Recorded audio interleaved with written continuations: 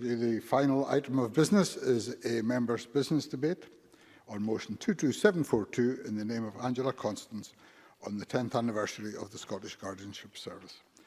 This debate will be concluded without any questions being put. Can I ask those members who wish to speak in the debate, please to press the request to speak buttons now, and I call on Angela Constance to open the debate. Thank you, Presiding Officer. If you are a child or a young person who comes to Scotland all alone with no family or caregivers, because you have been trafficked or because your home country is no longer safe, what is the one thing that you need the most? Surely it's someone you can trust, someone who is by your side and on your side. Surely it's someone who helps you plan your future, someone who helps you believe that you have a future. These are not just the words of a wonderful wee video by the Scottish Guardianship Service. This is exactly what the Scottish Guardianship Service have been doing for the past 10 years, providing a trusted adult, a guardian, to some of the world's most vulnerable children and young people, ensuring that they can navigate their way through the UK's complex asylum and immigration system and receive legal, welfare and other age-appropriate support. And I'm very grateful, Presiding Officer, to MSP colleagues across the Chamber for supporting my motion that helps secure this debate tonight. Many of these colleagues will have been pivotal in securing the statutory basis and funding for this life-changing service, particularly in relation to the passing of the Human Trafficking Act in 2015.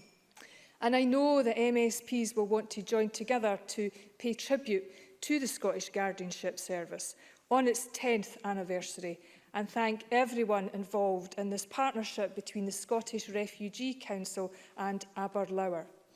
And over the past 10 years, 700 children from 38 different countries speaking 40 different languages have been supported to rebuild their lives here in Scotland, the length and breadth of Scotland, across 29 local authority areas.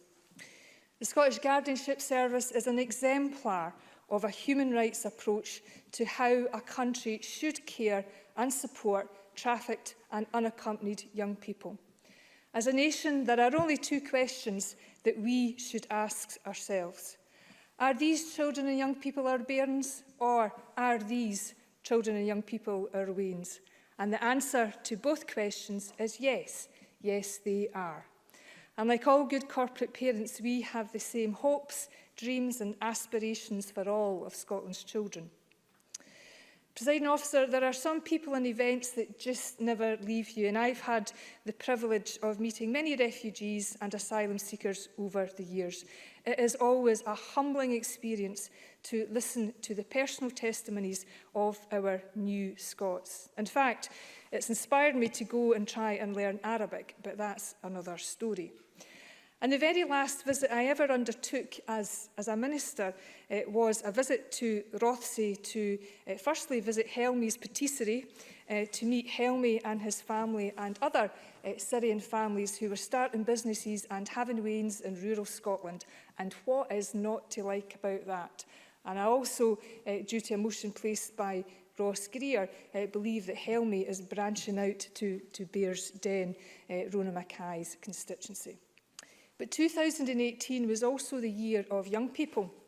And whilst in Rothesay, I spent the afternoon with a number of young people supported by the Guardianship Service at an event to combat social isolation and support that sense of community for these young people. And I'm very grateful to the Refugee Council and Aberlour for their briefing for tonight's debate that is rooted in the personal testimony of young people they have supported. Young people like Zain, who received essential support to help him overcome his almost stifling fears when he first came to Scotland. And Tati, who was guided through the very complex immigration process. And Hai, who learnt to drive. And Lynn, who is now doing her PhD in ultrasonic engineering at the University of Glasgow. My word, these young people are indeed assets to their new country.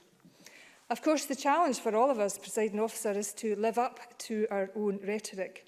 And the Scottish Guardianship Service fits with the Scottish Government's commitment to incorporate UNCRC, our new Scots support strategy, and the action to give young expectant mums in the asylum process access to pregnancy and baby payments and the baby box too.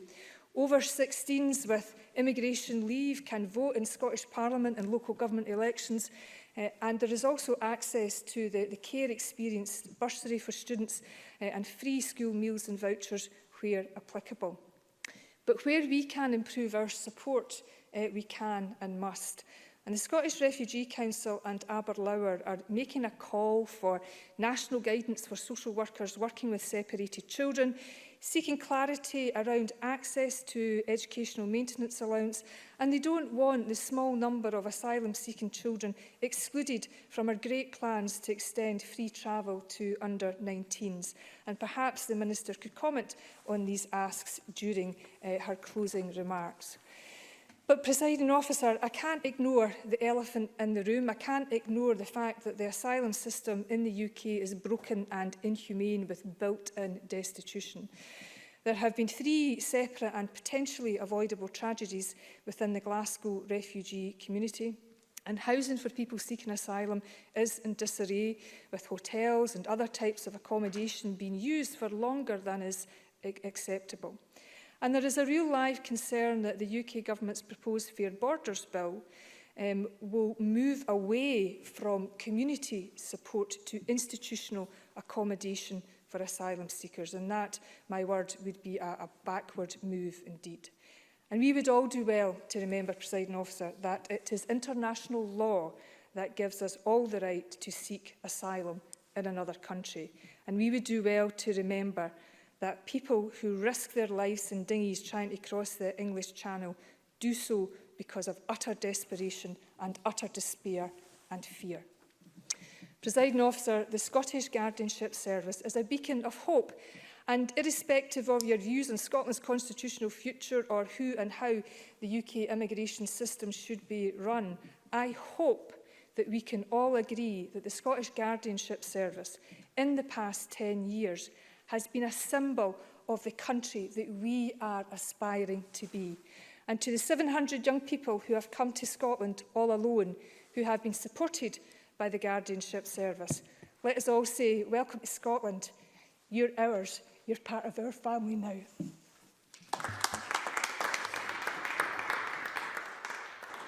Thank you very much. I now call on Alexander Stewart to be followed by Joan McAlpine. Thank you, Deputy Presiding Officer.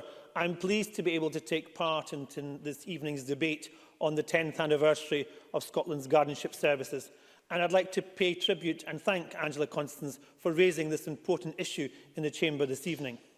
Since the formation 10 years ago, the Scottish Guardianship Service has undertaken some outstanding work, supporting some of the most vulnerable children who arrive in Scotland alone and separated from their families. It is simply impossible for many of us to understand and be in the shoes of these unaccompanied children, whom for the Scottish Guardianship Service support has ensured that they are looked after. It must be surely incomprehensible to think of the traumatic experiences many of these young people have had prior to arriving here into a country alone and separated from their parents. Not to mention the fact that many of them arriving already have experienced war, terrorism and conflict in their own home countries. And nearly half of the supported young people have been trafficked or exploited. These children arrive here having lost everything, their family, their friends and their homes. But the Scottish Guardianship Service gives something to these children that we cannot put a price on, Deputy Presiding Officer. That is hope. Applying for asylum is a complex and daunting experience for any individual, but particularly a child.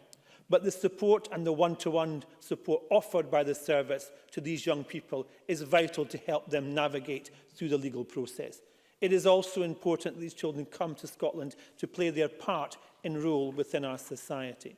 The support provided by the service gives them the skills, the knowledge to overcome many of the cultural and language barriers that they face in a new country. The service also provides opportunities for young people to share their lived experiences, to come together, to foster a sense of community, and that's vitally important. They have that chance and opportunity. The organisation seems and also gives them the opportunity to be children once again. They welcome them with open arms, and it gives them the opportunity for their hopes and their dreams as children to grow up here in Scotland. As already has been mentioned, nearly 700 children have experienced the process, and it has to be looked upon as a strength for the particular. And only recently, we've seen 165 children and young people arrive in Scotland in 2019, double the number that has happened in 2018. And I hope that that continues to be the positive way ahead, Deputy Presiding Officer. When I was previously in my party's role in the Shadow International Development role, I encouraged, and I was very encouraged by the fantastic work that has taken place in Civic Scotland and shows the links that we have with other nations, for example, Scotland and Malawi.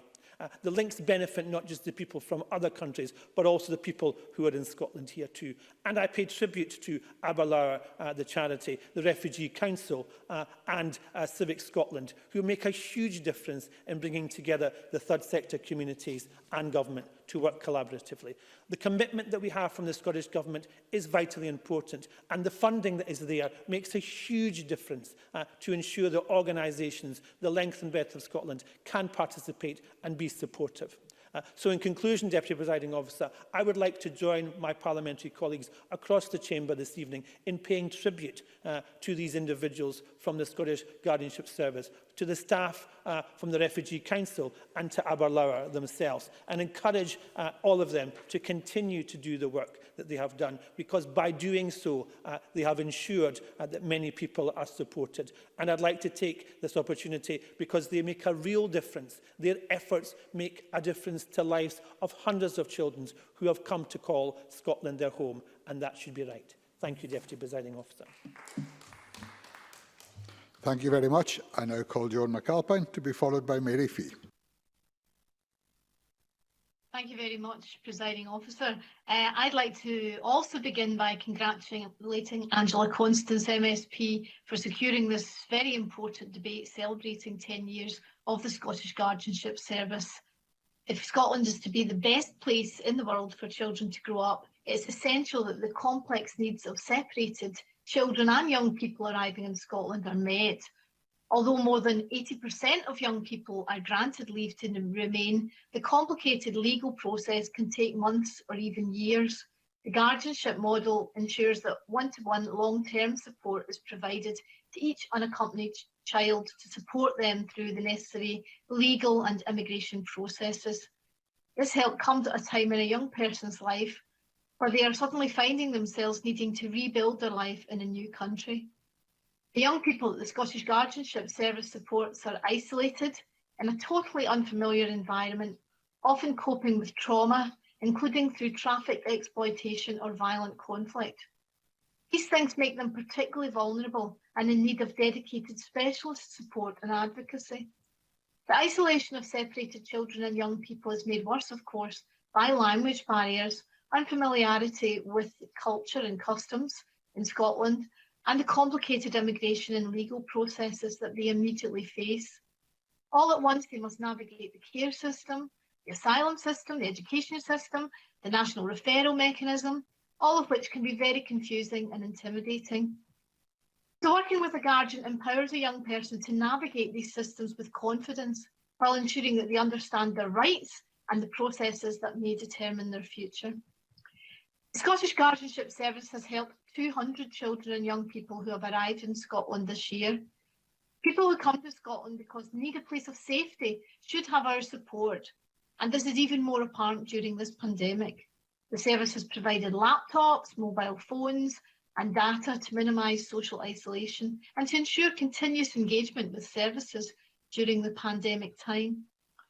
And throughout the pandemic, the Scottish Guardianship Service has helped keep young asylum seekers connected to one another online. After reading some of their stories, it's very clear how beneficial it is for these young people to connect together. They're able to support each other because it's a process that they're all going through. When these young people arrive here, their guardians are there to welcome them to Scotland and to be there for them when they need it most, to encourage them to stay strong and to show that they are not alone. They're helping young people through the asylum process, supporting them into education and helping them realise their potential. The service is helping so many young people flourish here in Scotland. Guardians play an essential role in the protection, integration and welfare of young people, and in no exaggerated terms, they have been providing a lifeline service. I'm so thankful to the work that they are doing, offering companionship and support to young people who at the end of the day are doing us all a service by choosing to build their lives here in Scotland. Thank you very much, Presiding Officer. Thank you very much. I now call on Mary Feed to be followed by John Finney. Thank you, Presiding Officer. And can I too begin by thanking Angela Constance for bringing this motion to Parliament and for securing this debate. In a time where the world is an increasingly scary place for our children to live, it is more important than ever before that we do all we can to protect them. And I want to congratulate Aberlour and the Scottish Refugee Council and the Scottish Guardianship Service for reaching such a monumental anniversary. And I hope that they will continue with this vital service for as long as it is required. And the work that they do to support children who are asylum seekers or victims of trafficking and completely alone is vital, and its impact cannot be overstated. And as a lifelong advocate for human rights, I greatly admire the work of the Guardianship Service. The work that they do ensures that the human rights of so many children cannot be ignored. The UN Convention on the Rights of the Child has a number of different articles in place so that all children across the globe have the right to grow up in a safe and a secure environment. However, that is not always the case. And the children that are supported by the service often arrive in Scotland alone because their homes are no longer safe or because they have not been protected by the adults in their lives. And I am sure no one in this chamber this afternoon can begin to imagine the fear and the trauma that children have gone through before arriving in Scotland. The intense isolation and loneliness that children will experience when they arrive in a foreign country, alone, knowing no one, and rarely knowing the language, is incomprehensible. And by providing support with legal documents, immigration status, finding a home, education, the Scottish Guardianship Service gives children hope, but they give them more than hope. They give them a fighting chance to thrive. Children thrive when they are safe, comfortable, and feel like they have someone on their side who they can trust. And this can be seen through the numerous success stories with children who have been helped by this service, now having families of their own and pursuing higher education. Some children have also been reunited with the families that they were forced to leave behind, and it is often only made possible because of the tireless work of the Guardians. And in the west of Scotland, I am proud that local authorities across my region have provided a new home for a number of children over the years. And I hope that we continue to be a welcoming community for more children in the future. Children are so precious. They are our future, and they are a reflection of the society that they live in. And by offering such crucial lifeline services to support children who have faced incredibly difficult circumstances, the Scottish Guardianship Service provides a ray of hope of the diverse, inclusive and open society that we all wish to achieve. And in closing, Presiding Officer, can I end with adding my support for the call from the Scottish Refugee Council and Aberlour for the UK Government to immediately restart its resettlement schemes, and ask that everyone in this Parliament supports that call. Thank you. Thank you very much. And I now call on John Finney. Thank you very much indeed, Presiding Officer. And can I, like my colleagues, thank Angela Constance for the opportunity to discuss this important issue tonight and to congratulate her and indeed the Scottish Guardianship Service, Aberlour and the Scottish Refugee Council on their 10th anniversary. It's a noble cause, Presiding Officer, to help others, and supporting these young children in a foreign land is something special. And we do know from, and I'm grateful for all those who provided briefings, that 29 of Scotland's local authorities have been involved in support. I don't think the other 3 are in any way complacent, and as someone in the far north, I can assure you that this terrible situation has visited this part of the world too. And of course, what we are talking about, as the motion says, and I'll refer a lot to the motion, they've been separated from their parents and caregivers.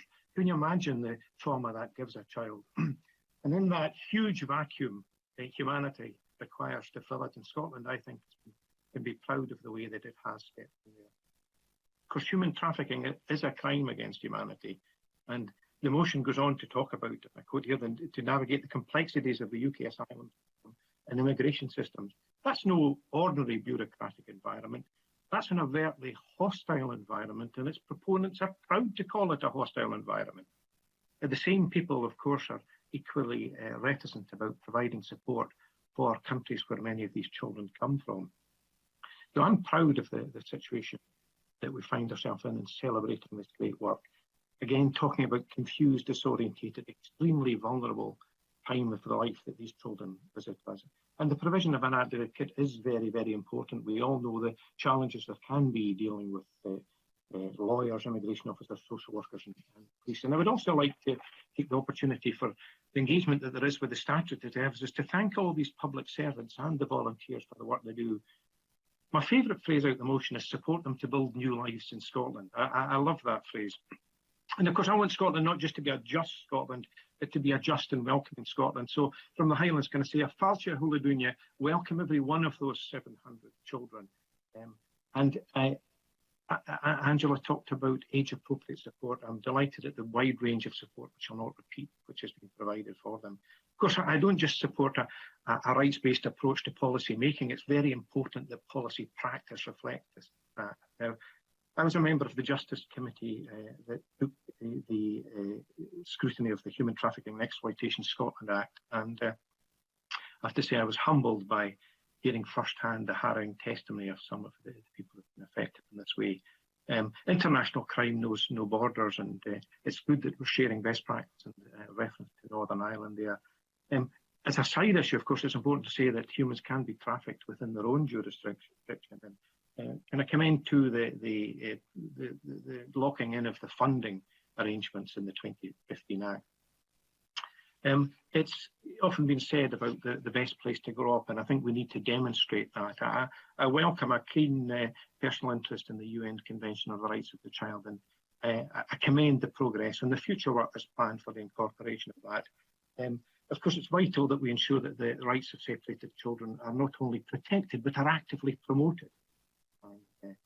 Many children around the world are fleeing conflict. They're fleeing conflict from which some people seek to embroil them in war zones. We know that people are fleeing as a result of the climate emergency, food shortages. So Scotland must continue to be an active player and have positive engagement in international affairs.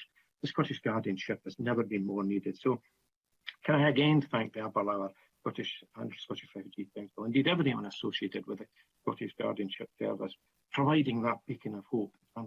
Concentrate there, and I thank her again for the opportunity. Many thanks. Thank you very much, and I now call on Marie Todd to respond to the debate on behalf of the Scottish Government. Minister. Thank you, Presiding Officer, and I, like the others around the Chamber, would like to congratulate Angela Constance on securing this debate, and I'm very pleased to be able to respond on behalf of the Scottish Government. I welcome the opportunity to mark the fantastic work done by the Scottish Guardianship Service over the past 10 years. The partnership between Aberlour and the Scottish Refugee Council has supported trafficked and unaccompanied asylum-seeking children and young people arriving alone in Scotland, reaching nearly 700 children and young people across 29 local authorities. I've listened very carefully to the range of comments and issues raised during the debate, and I can assure and reassure members of the Scottish Government's commitment to support the work of the Guardianship Service. As part of that commitment, the Government has funded the work, its work with 2.25 million over the past 10 years, and has incorporated long-term support for guardianship of separated children in the Human Trafficking and Exploitation Scotland Act 2015. And this will help vulnerable children to navigate the complexities of the UK asylum and immigration systems and engage with statutory services to build new lives here in Scotland. It is indeed a very strange time in the world, and the pandemic has left many people feeling isolated and alone, and that's a feeling that might be unfamiliar to some of us. But for many unaccompanied young people, that feeling is very familiar to them. Arriving alone in a strange country with an unfamiliar language and culture, and with absolutely no reason to trust adults or authority. And that's why the work of the Guardianship Service is so vital for these young people. Navigating the complex systems and processes that these young people have to face immediately on arrival to this country would be a daunting task for any adult, let alone a child who is on their own. It's the guardians who help these young people to make sense of the world around them and help them to participate in decisions that are made about them. And this is often done with young people who don't speak English, who are understandably confused and afraid. And it's the guardian's role to build a relationship, and to gain their trust and friendship. And that is absolutely no easy task given the circumstances. It's the guardians who provide a voice for the child until they are empowered enough to speak for themselves. Now, many of you mentioned the UK asylum system has been in the news recently, and not for good reasons. What is often lost in the asylum processes, and indeed in the news reporting about asylum, is the human factor. Asylum so often becomes a politicised issue, when really it is about humanity and compassion. Now, I, like everyone around the chamber, was deeply saddened to learn of the tragic loss of life after a boat carrying migrants sank off the coast of northern France just last week. And that included the loss of 2 children, aged 5 and 8, and a baby is still missing. My thoughts and prayers are with those families and the loved ones of that family who lost their lives. But the UK government is closing the door on safe routes of arrival for unaccompanied asylum-seeking children at a time when these vulnerable children need it most. Last month, the UK government, including 5 Scottish Tory MPs, rejected an amendment to its immigration bill that aims to ensure one of the few safe remaining safe and legal routes for very vulnerable children to travel to the UK to seek asylum remains open. Now, I welcome the UK's renewed commitment in their amendment to the bill to the principle of family reunion and to supporting vulnerable children. The English Channel must not become a graveyard for children. This is a most basic test of our fundamental humanity, to reunite children with their family and to protect them from harm. Scotland has a long history of welcoming refugees and asylum seekers, and we want to continue to be that welcoming country and to work constructively with the UK government. But the Scottish Government will go further in the way that we help separated children and bring a distinct flavour of compassion and support to this area, which we currently have no control over. The work of the Guardianship Service should be an example to the rest of the UK on how we should welcome those who come to our country in distress, needing help and looking for an opportunity to rebuild their lives, and contribute to their new home. On the specific points that Angela Constance raised in opening, on the issue of training social workers, the Migrant Rights and Entitlements to Local Authority Services Support Guidance by COSLA does provide general guidance for practitioners supporting unaccompanied asylum-seeking children, but I do acknowledge that national guidance is required for those multi-agency practitioners who are supporting unaccompanied asylum-seeking children, and we are looking at developing this as a priority, and I'm happy to work with those in an interest in developing that. In terms of the, she mentioned also the free travel to under-19s. Our current plans for the eligibility for the under-19 free bus scheme would be based on residence in Scotland. So if an asylum seeker is able to prove residency in Scotland, then they'll be eligible to apply for free travel, for a free travel card under the scheme. There is much more I could say, but what this demonstrates is, I think the debate has been wonderful. It demonstrates that we're all very proud of the guardianship scheme, and that a great deal of work is taking place to ensure that vulnerable children and young people who arrive alone in Scotland are cared for, protected, integrated, and seen as assets to Scotland. I want to thank all the members in the Chamber for their contributions to the debate. I'm very proud to be closing a debate in Parliament that I know will gain support of us all right across the Chamber on a service that shows Scotland absolutely at its best, and shows Scotland leading the way on this issue, and shows that our ambition for Scotland to be the best place in the world to grow up absolutely extends to those who make Scotland their home. And I just want to finish by repeating Angela Constance's words, because I found them very moving when I heard them as she opened the debate. Those words directly to these children and young people. Welcome to Scotland. You're ours. You're part of our family now. Fáilte Thula Dúine. Thank you. Thank you very much. That concludes this debate, and I close this meeting.